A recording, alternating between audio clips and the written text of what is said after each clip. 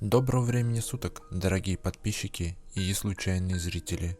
Перед просмотром обязательно поставьте лайк к этому видео и, если не сложно, оставьте хоть какой-нибудь комментарий.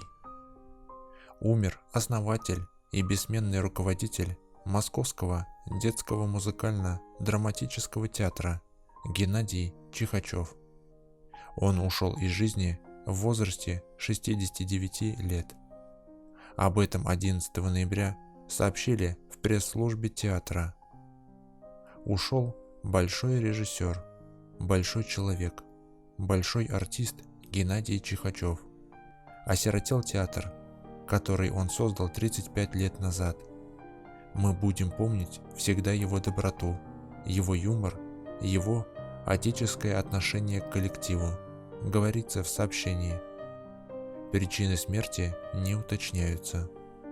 Геннадий Чихачев родился 19 декабря 1952 года.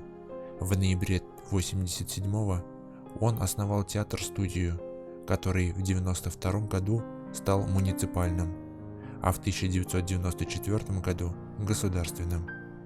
С момента появления детского музыкально-драматического театра для зрителей были представлены различные спектакли, среди которых историческая диалогия «Великая любовь Екатерины Великой», мюзиклы «Человек-амфибия» и другие.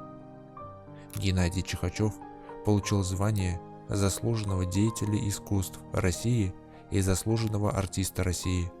Он также являлся лауреатом премии правительства Москвы.